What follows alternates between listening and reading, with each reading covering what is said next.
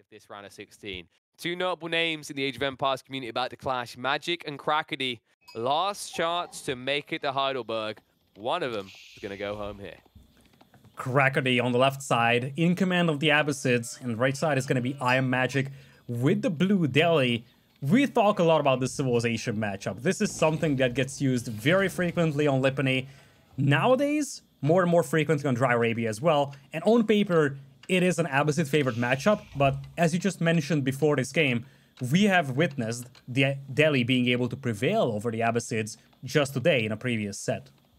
I actually think if you find a way to play Delhi off meta, like a semi-impactful way actually right now, it's probably the most effective Civ to do that with at the moment, simply because the data pool is so small of info on the Civ.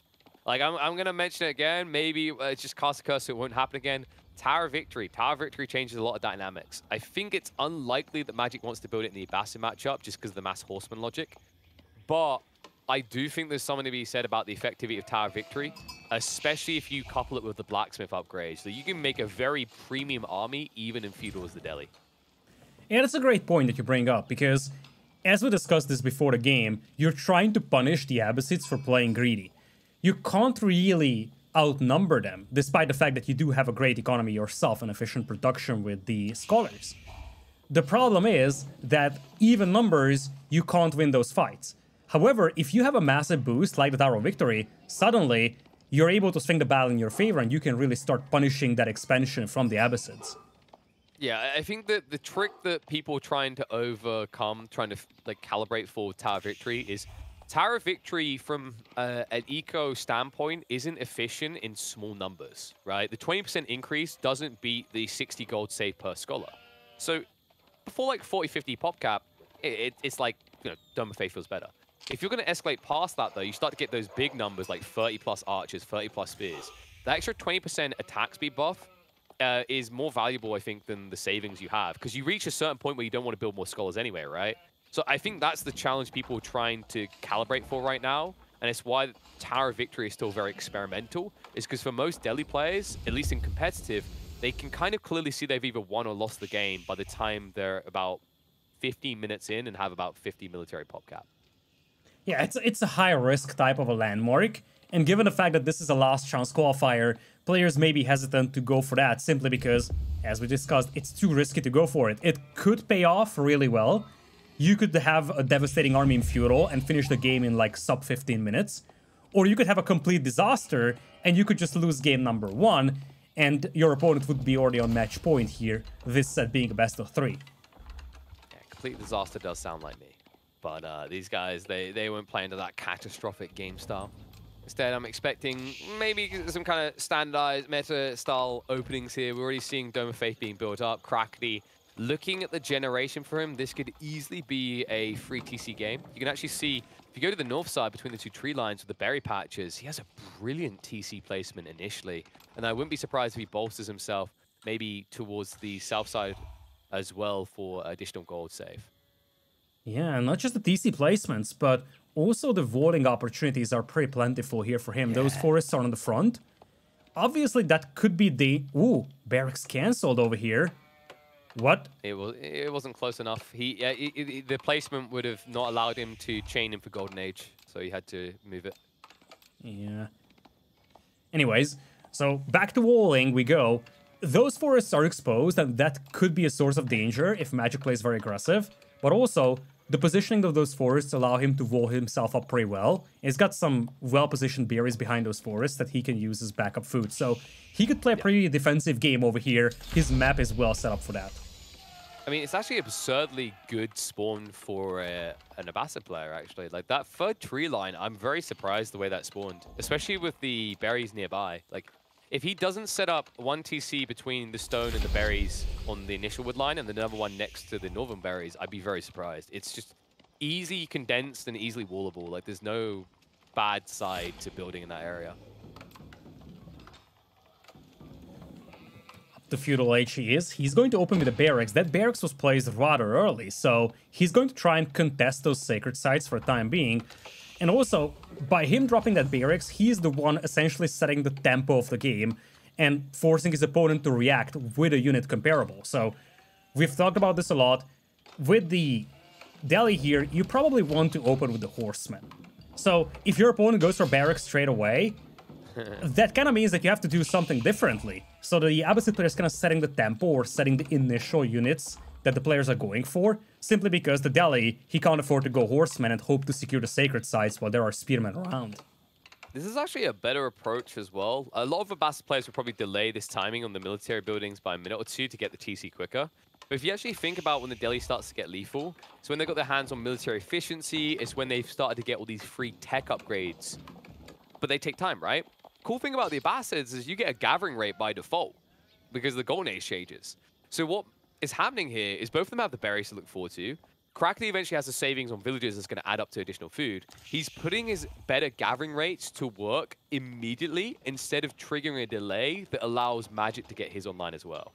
And there's a second layer to this too. If the deli want to go for the efficient production here in early feudal, they're going to have to pull their scholars out of the mosque. But that's going to slow down the research of sanctity. So there is also a second element to this indeed. As you said, the Abbasids, their bonuses are essentially immediate here in early feudal, whereas for the deli, it comes in a little delayed, and this is a window that the Abbasids can use well against the deli.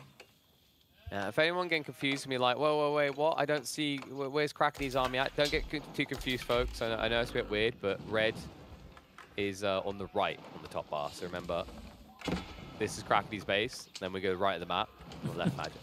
I just want to clarify that, because I know people sometimes like, what's going on? Where's the army? It's like, it's the other side. There we go, I triggered it. Oh, it feels good to have power, Lidakor. Unlimited power it is. Indeed, first Camel Archer popping out here, by the way. Picked off a Spearman, and the thing is that because Magic didn't go for the stable right away, he opened the barracks, that Camel Archer is paying for his price quite well, picking off not just the Spearman, but already an Archer, so decent value out here for the start for Crackedy. It's very burdenous what Crackedy's doing to himself here, though. He's pushing additional Camel Archers. He sees Archers now arriving. He's going to transition into Horsemen, which is the correct play. I like the Camel Archers until the Archers show up. The moment that happens, he made the right call and stopped pushing more Camels. These are expensive units, and they will die to masses of Deli Archers. Yeah, that's exactly it. You see, he's even willing to sacrifice the Spearmen to just take time with the Archers and just buy time for the Camel Archers to pick off the Spears. Value is good over here, but as you said, you really need to find something that deals with those Archers now. Ooh.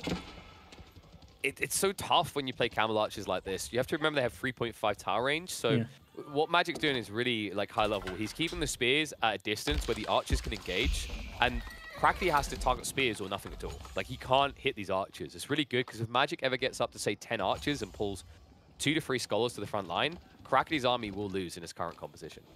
Yeah, Crackedy is now going for a trio composition. He's got a barracks, he's got a stable, he's got a range as well. Number is not really favoring him, though, and that's one of the disadvantages of going for the Camel Archers here. It just takes too much time to build.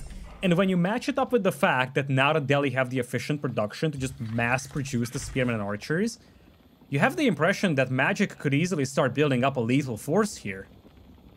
It's not as much the build speed now for Crackedy as it is that they're just too expensive, right? Like, you could see he's not building any Archers, like, he just can't afford them. But the tough part is, like, now that more Spears are coming out, he feels somewhat baited to do it, but he's getting kind of played like Phil right now. I mean, Magic's on point with the way he's shifting around these fights, and each one of these Camels going down. Like, folks, if you want to do the maths on this, like, for it to be worthwhile, Crackedy has to kill 3 Spears for each of these Camels going down. He's not doing that anymore. He's just losing Camels. Yeah, it's painful. It also occupies your archer ranges for quite a while, so while you're making those Camel Archers, you're not making your standard food Archers. So indeed, losing those Camels, it's a pain. It could pay off to have them, though, when you can just flank around and hit pocket ecos that are exposed like that. Yes, if you can get them for free. I assume Magic, he seems nice like a smart freebie, cookie, right? He's got textiles, right? There's no way he'd be out here without textiles. I mean, that would be too greedy, right? And would have never... Oh, there it is. Uh-oh. Oh, looks like reinforcements will quickly arrive, and the Skull's on the way, so Medicare is going to be there to keep them alive. And you can see the issue with Crackedy. Like, he can't throw away a Camel Archer to kill a villager. What I want people to see when they look at Camel Archers is see a French Knight. It sounds weird, but think of it from an eco standpoint of what it's meant to do. You don't want it to die too quickly. If it kills 2 villagers, it doesn't feel worthwhile. It needs to be more. It's actually worse than a French Knight in many ways, because you can't even heal it back up. So every damage that you take from those archers is permanent. And as you said, they're very pricey, take a lot of time to train. And at the end of the day, they didn't really do much here for Crackedy. Most of them got taken down. And now, Magic is sitting on 3 Sacred Sites and ready to push the middle. He's feeling confident right now. He should. Just look at the military count. This is what Camel Archers do to you. It slowed down the push of archers that you needed already. They weren't in place. By the way, the reason why he needed archers, and this is why Camel Archers can be a really big bait when you try to do it so early against the Delhi. How is Crackedy ever killing Scholars? Range, right? But if he's building Camel Archers, and you think about the production time, he's delaying the Archer Ball that can snipe Scholars straight away. So he has no way of directly fighting. Like, he's stuck as it stands. Yeah, all he can do is raid, but the problem is that now you have a bunch of horsemen out there for Magic, which can chase down the initial Camel Archers. Do mind that these Camel Archers, they don't have the speed boost yet. No, that comes much later. Yep. He's in fantasy land if he's hoping to have that anytime soon. I mean, this game could easily be over before he gets it. Like, it's not an overstatement to say Magic is in a dominant, dictatorial position right now. Like, he could try to close the game out very fast. I wouldn't be surprised if he's pumping for Siege Engineering. It looks like actually he hasn't got a Blacksmith, so that's the upside for Crackedy. There isn't going to be a Ram anytime soon. That might be his redeeming factor, because if Magic had prepped a Blacksmith and had a Ram ready, this TC wouldn't last. Yeah, he has connected the town center, the expansion town center that is, to the aura of the House of Wisdom. So critically, he's going to have the extra fire armor, so you're not going to be able to torch that down easily if you're Magic, and these counterattacks could be the saving grace for Crackedy, actually. Honestly, it's like, it feels like a French player like huffing copium when a knight goes down. That Camel Archer just getting rinsed. This raid through, not going to do enough. Not in comparison to what Crackedy just done. And look at this, the villagers, whoopsie, they dropped off instead. He's committed with the torch. Now, this is the Civ that can do this. It's a slow torch down due to the fire armor resistance, but he's got Scholars, so they're taking no damage. Yeah, he can just stay under the town center, and Crackedy is going to have to fight this one. He just doesn't seem enough to do so with. But he can't, Lidakor, and this is the problem with what he just done there. The raid with the Horseman is actually a bait. He just killed his own game by doing this, because Magic got confirmation that he could go in and get away with this, because Crackedy's army that would counter what Magic has right now is on the other side of the map. Brilliant raid. This is just so painful out there. Indeed, those Horsemen, they're just desperately missing from this battle, and as you said, it's slow torch down. Most of the forces from Crackedy already going down. He's getting picked apart here. Wait, Magic made a mistake there. The Scholars are getting sniped. He needs to make sure they heal each other in time. Otherwise, he will eventually lose his healing force. But it looks like he's stabilized for the moment. Yep. Villager count still in favor of Crackedy, but only 4 Scholars remaining. At this rate, the TC Arrowfire will be able to kill off this. The value is great, though. He has managed to destroy Crackedy's army.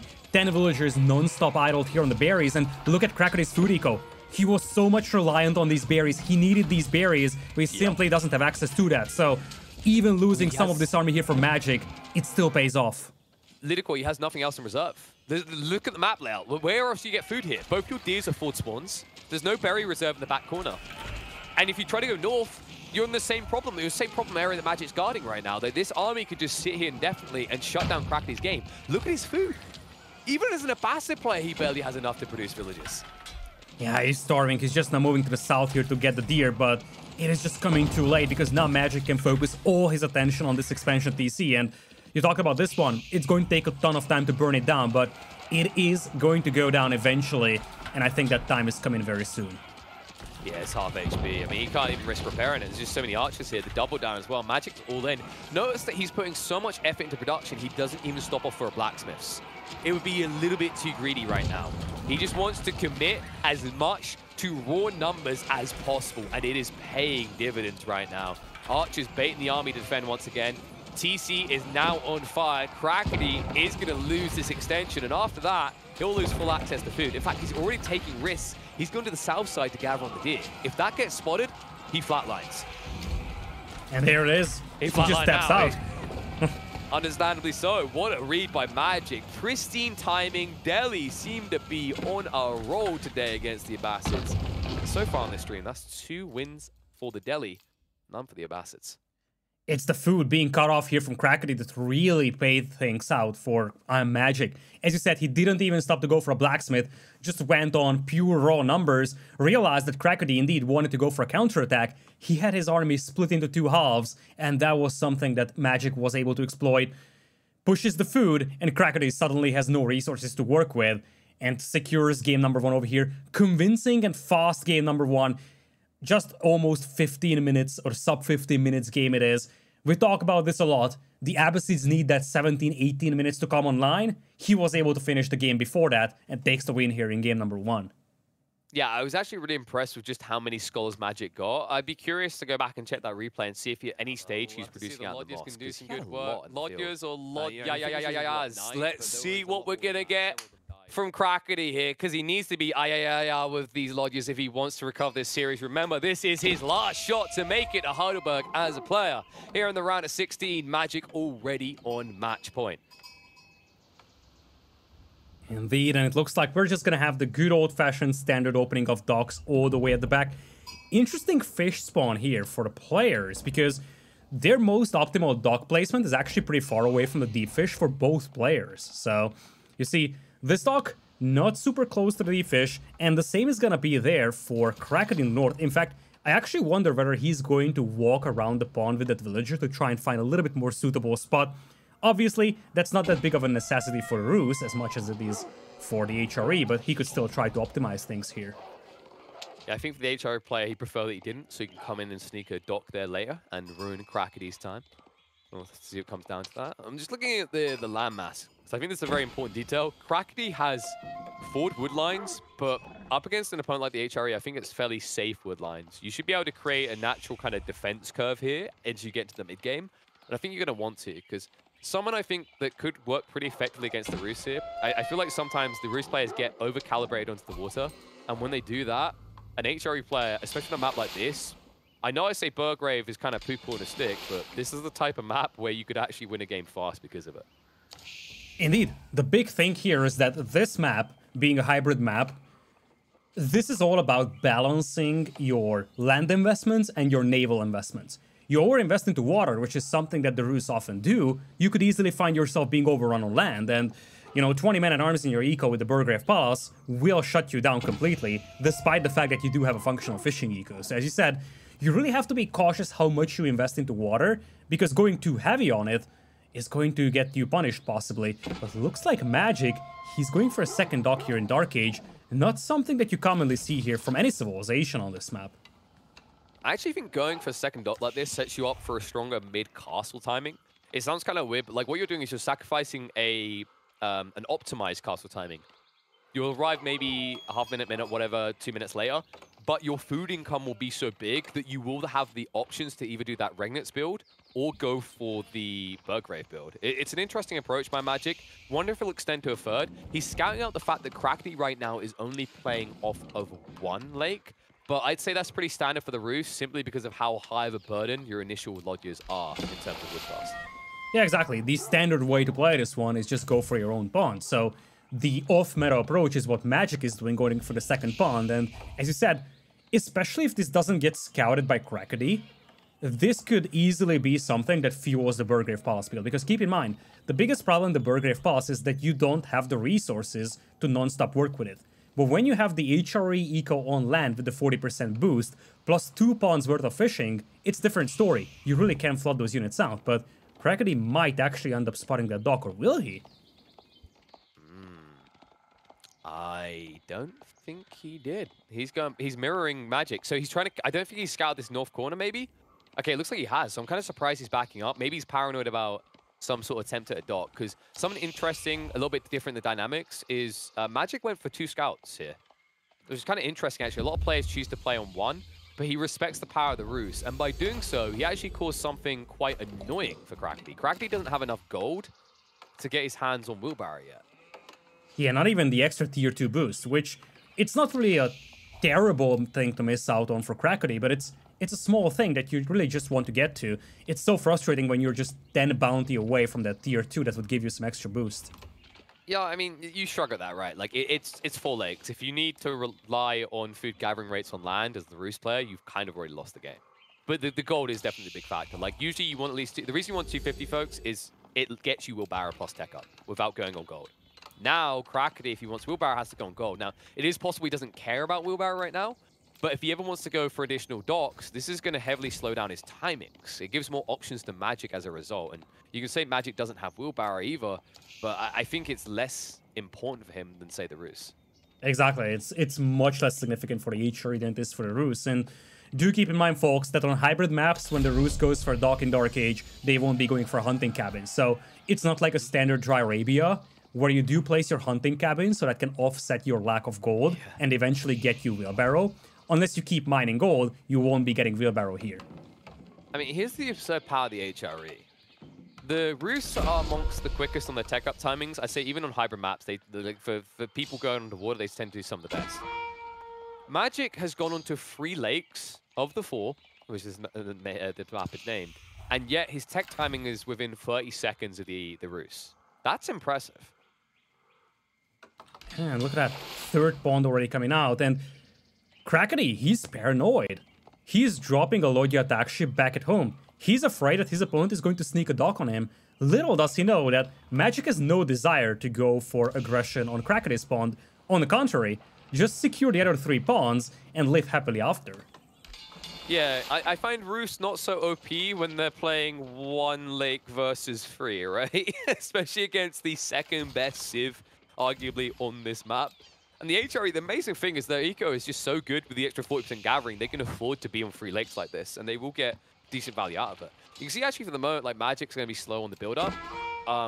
Wouldn't mind seeing him, yeah, I was about to say, it definitely has to be a galley coming out, because this is a very dangerous dock. Like, scouts could ruin you here, so good move. And looks like he'll get both the scouts, so Crackedy is now playing blind AoE.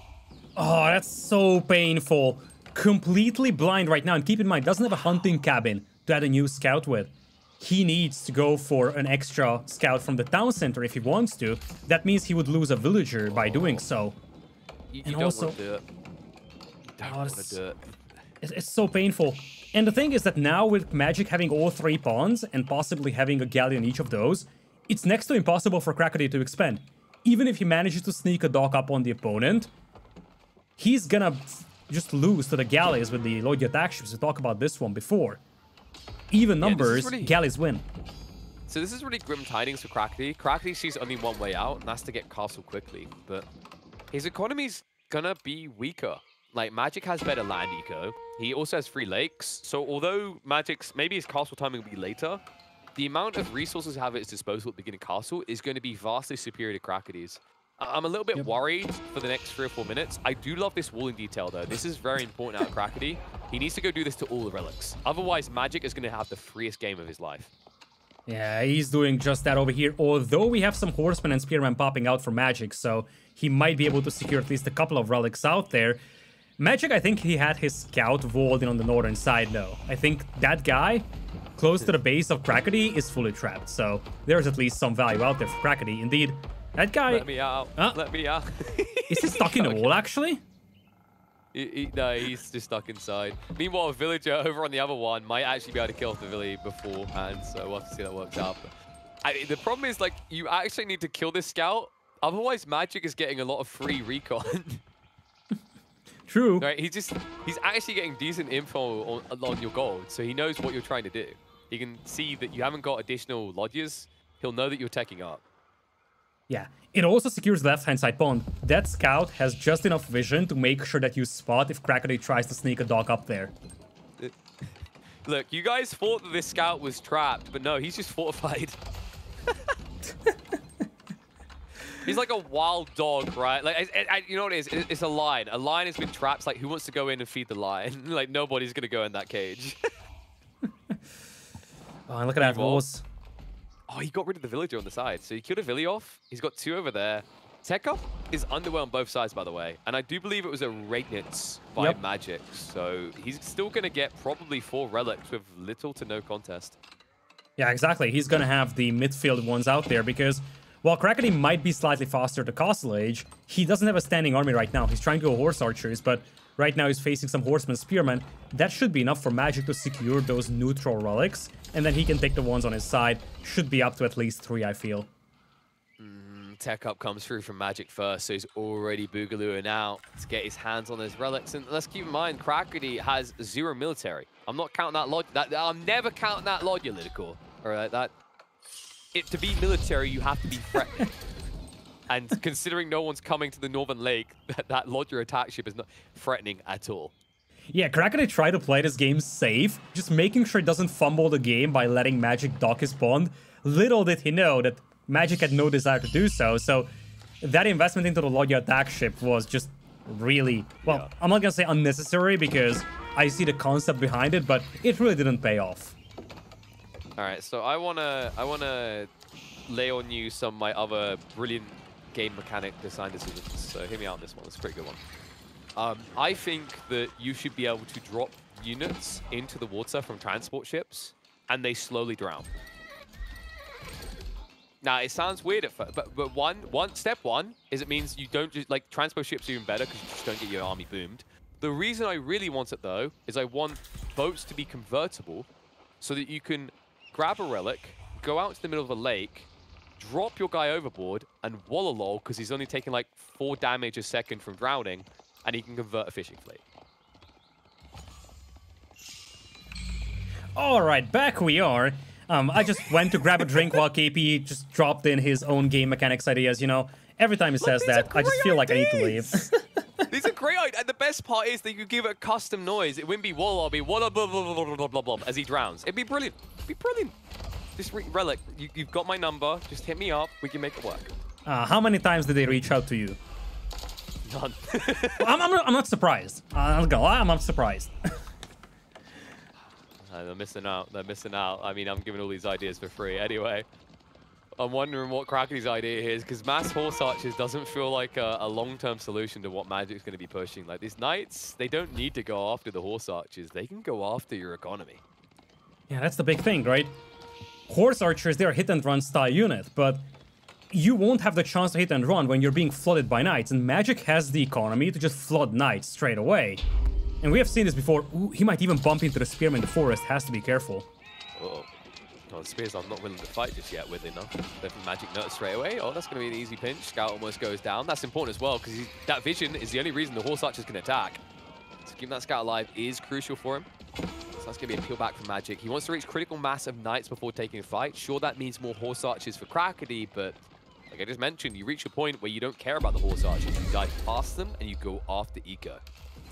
Yeah, he seems to be pretty bottlenecked with the production. You see, Crackedy is piling up a bunch of resources, not really turning that into army, whereas for Magic, he's just pumping out army non-stop. Now, credit where it's due, Crackedy's army is somewhat intimidating right now at this stage of the game. The question is, what is he gonna be able to do with it before the knights really start rampaging his eco?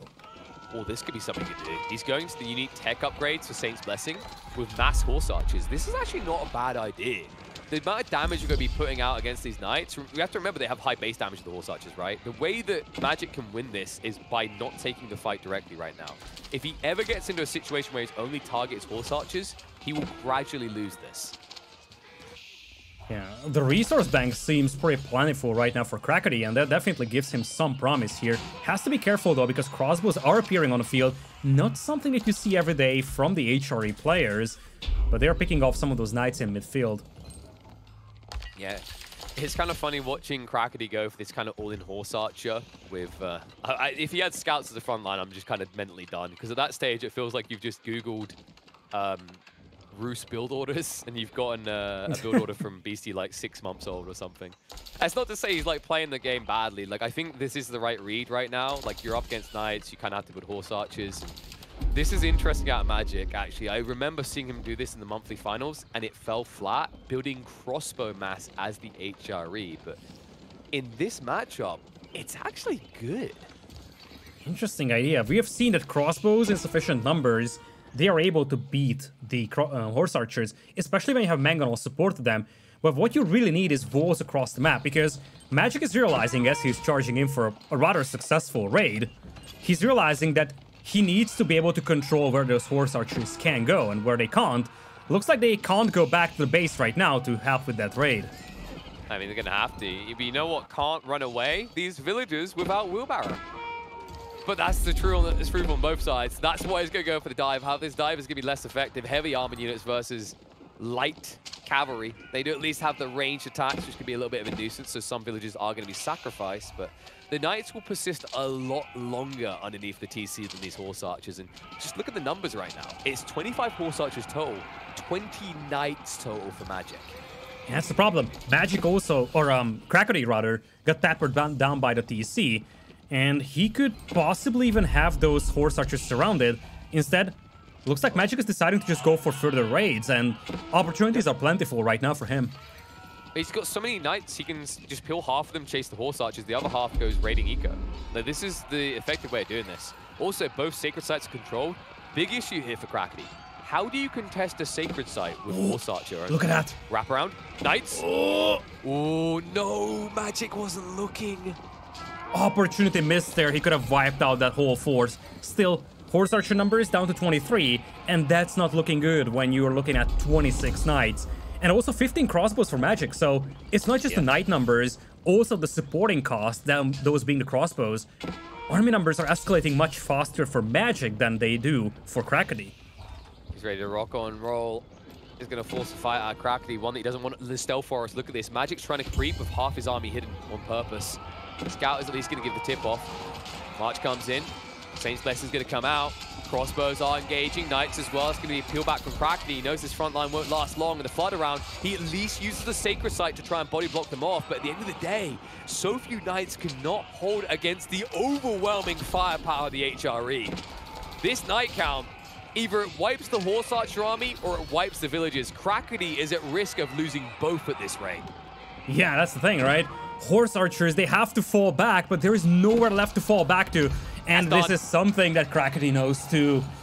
It's done. He's out. Crackedy realizes when he's beat. Magic. Brilliant read to mass Knights here. The Horse Archers just could not contest. 3 Lakes versus 1. Bruce don't look so strong anymore. Magic does, however. He'll move on to the round of 8. Indeed, convincing set from him altogether. Crackedy has had a decent showing over here with Magic. He seemed a lot more confident, and he's looking like one of the possible candidates to qualify indeed. He got really close to qualifying before, if I'm not mistaken. So, for him, definitely the target is that ticket to Heidelberg. Yes, Magic got pipped at the post in the finals of the September monthly. So he was on the edge, on the cusp. He went down 4-1 to Kapoch in the end. So if you think back to the monthly performance, Recon and Magic should be the front runners in a lot of people's eyes because they were the 2 people who didn't make it in the monthly finals. And actually, they've both fallen regularly to people who did then go on to qualify. So they're definitely the people to watch. Good to see Magic's turning up as expected. Unfortunate for Crackedy, though. Heart goes out to him. One of our fellow casters here on EGC wasn't able to make the cut. I'm sure he'll be there in person cheering in Heidelberg either way. But Magic's going to go deep, folks. I mean, he's already going deep. It's the round of 8. He's just 1 series.